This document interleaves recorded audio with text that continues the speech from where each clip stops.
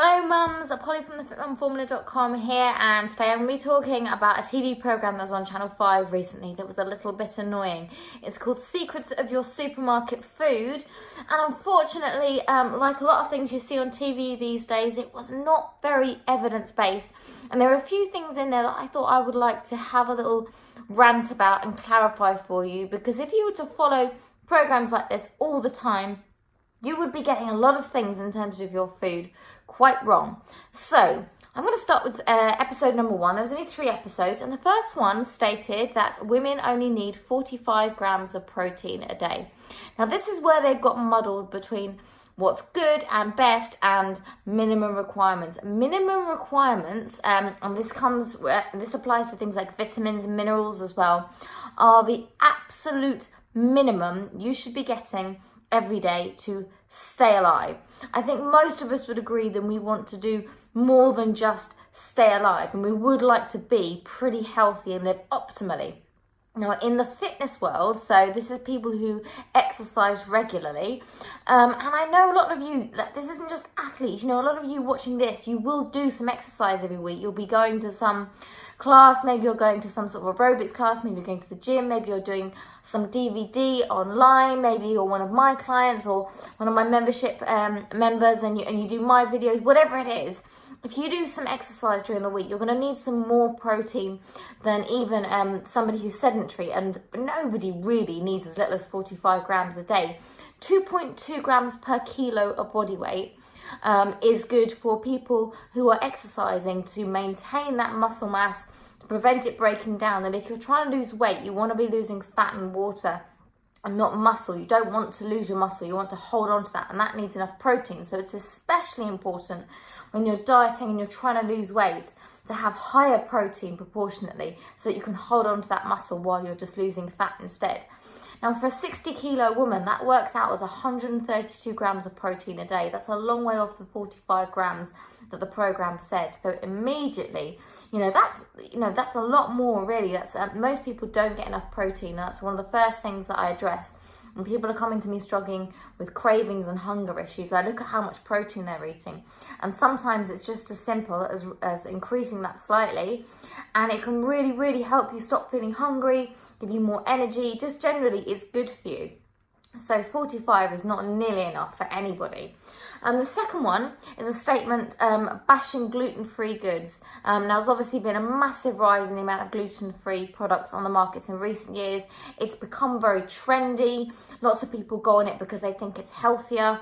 To clarify, no, unless you have a problem with gluten, then it's not really necessarily healthier. And the program is trying to say this. The program is trying to say, look, gluten-free stuff is just not necessary. And from a medical point of view and a dietary point of view, no, unless you are celiac, which means it's not an allergy, it's an autoimmune condition, but basically you cannot have any trace of gluten. Or you have non-celiac gluten sensitivity, which is like an intolerance to gluten. Both of you can't, or you won't be able to deal with gluten.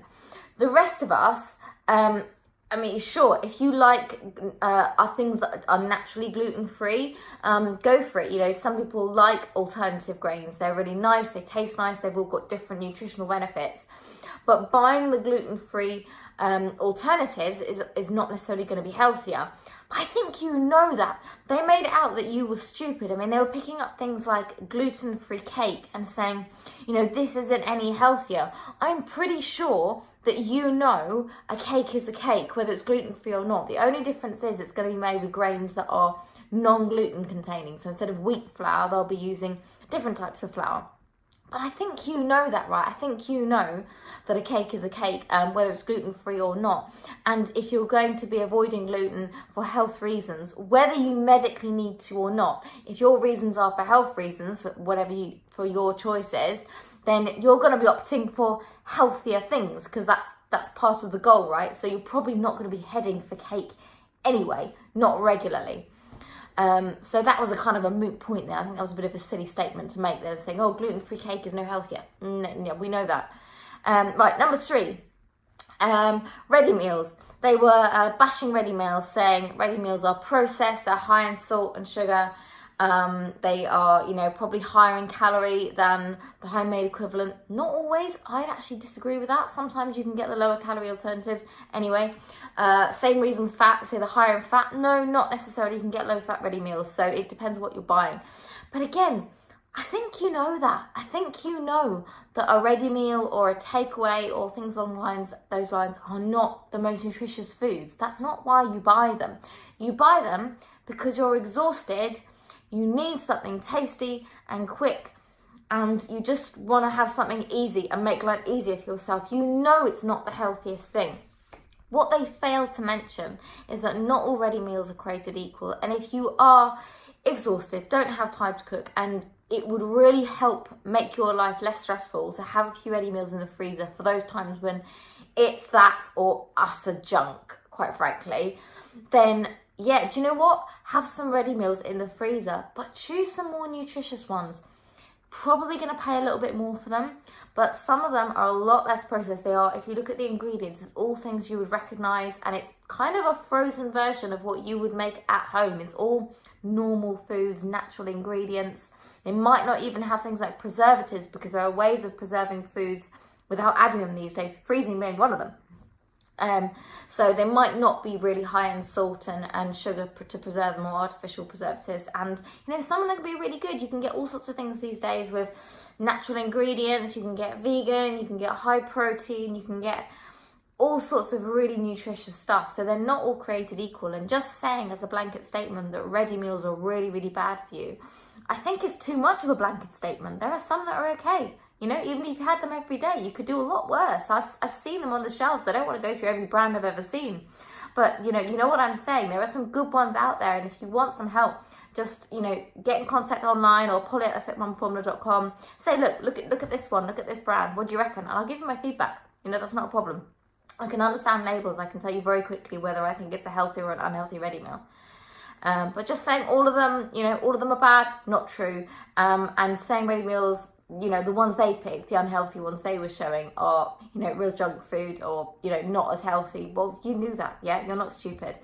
Right, number 4, and it's the final point I make today. I'm going to put some more points up on the blog when I write this up. But number 4 that I'm going to talk about today is organic versus non-organic meat.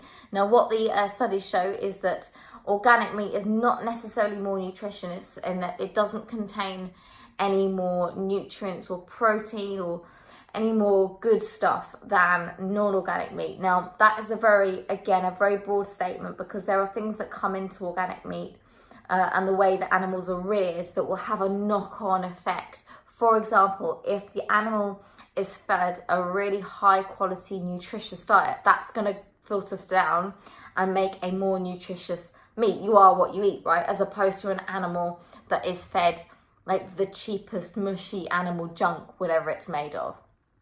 So there are going to be times when, organic meat may be more nutritious, but it's not as simple as that. It's not every time. However, it doesn't mean that organic doesn't have its place, because the welfare standards for organic meat are so much higher.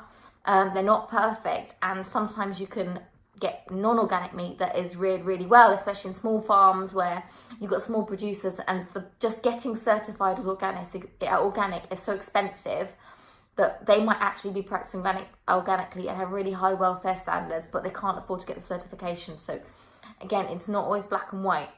But I certainly think when you're comparing like for like, let's say you go into your local supermarket and you've got 2 chickens side by side. You've got the cheapest of the cheap budget one, and you've got the organic one. The organic one, the chickens live a happier life.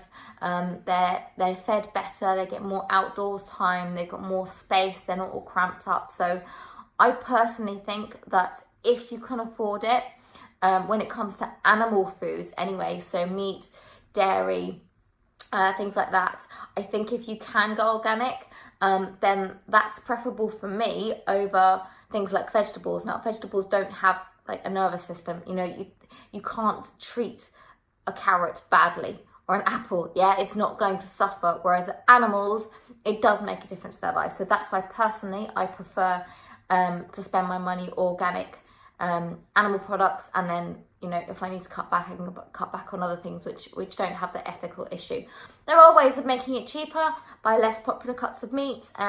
Frozen meat tends to be cheaper, and also quite popular online these days are these hampers where you might need a bit of a big freezer to get one, but you just get, like, some farms do them. There's quite a few places online do them, and you get a great big box of all sorts of different types of meat, different sizes, so you can get like a huge one for a big family to last you a month to get in the freezer, or just a few pieces for the week, whatever. There's all different ones, but because you're buying from bulk, and often it's direct from the suppliers, so you're bypassing having to, you know, them having to fork out for shop floor space. They tend to be cheaper as well, so that's ways of getting organic things, organic meat cheaper, if that's what you want to do.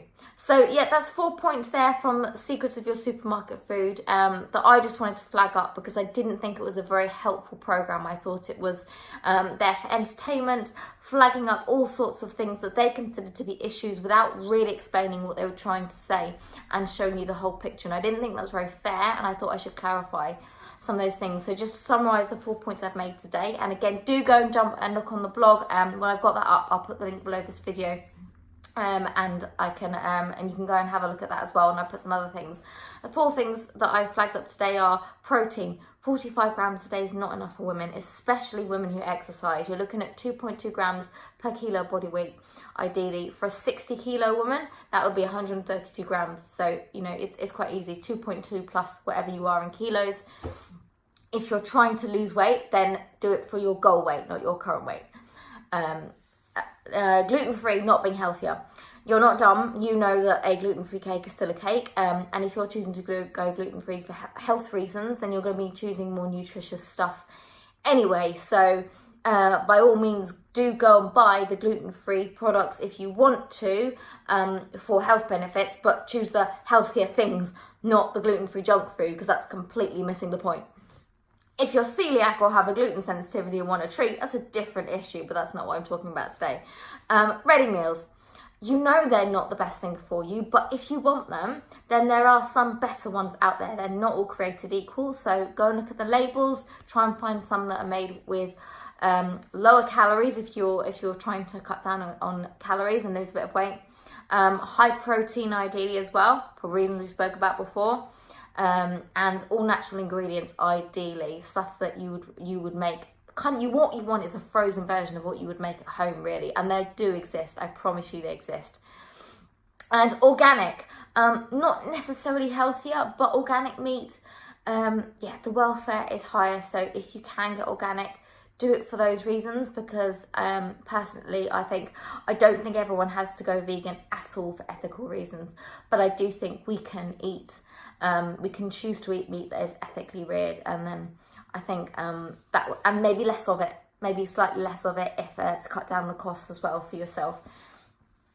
So that's a way of getting around that one. Okay, I'd love to hear your thoughts. Shoot me a line, polly@thefitmumfollower.com, or comment below, and I look forward to hearing what you think. And if you saw the programme, tell me what you thought about it as well. I don't know how long it's going to be up online, but I will post the link to the actual shows as well online, and they'll be there as long as Channel 5 decide to leave them up there. But I'll be writing about it in the blog anyway. So yeah, let me know what you think, and see you all later.